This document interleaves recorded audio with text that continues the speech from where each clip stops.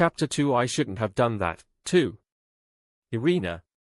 Everything began with my younger sister, who ran out thinking our father had returned. The white dress I had bought for her birthday turned crimson. At the center of that crimson flower was a black blade that didn't reflect a single ray of light. No. Next was my brother, a knight captain. Seeing the blade sticking out of Irina's body, my older brother leaped out, falling victim to the same before he could swing his own weapon even once. His loud voice immediately cut off, and the sight of his body slumped lifelessly against a wall spread out before me. Arthur. Our mother's voice calling out my brother's name echoed in my ears. You bastard! My older sister, a strong knight just below my brother, ran out, wielding a mace that had been leaning against a wall. Tears seemed to be forming in the corners of her eyes as she passed by me, still completely frozen. But even she was swallowed up by blood, fresh blood, the red liquid that proved life itself. Come on, run away! My mother shouted out to me. Was she holding father's sword in her hand? Or was it just a kitchen knife? I'm a knight, too.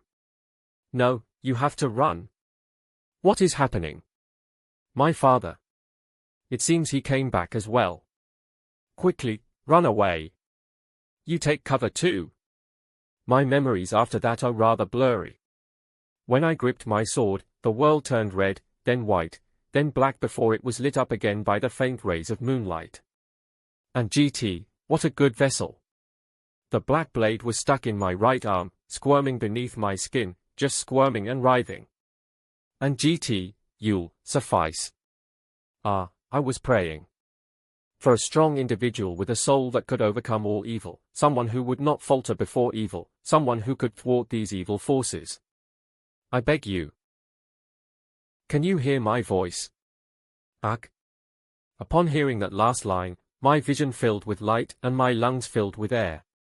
Get off.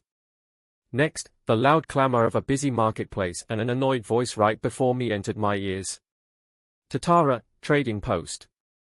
Right then, a dull bell rang out, waking me from my stupor. That was when the curtain to the prelude of Legend of Heroes was raised. I unconsciously clenched and unclenched my hand repeatedly. That was how overwhelming the opening had been. Were all games like that these days? Was it even possible to fabricate this sensation of recalling memories I didn't even have, far beyond just showing me a movie or something? It was so vivid that I felt like even the characters' emotions from then imprinted into me.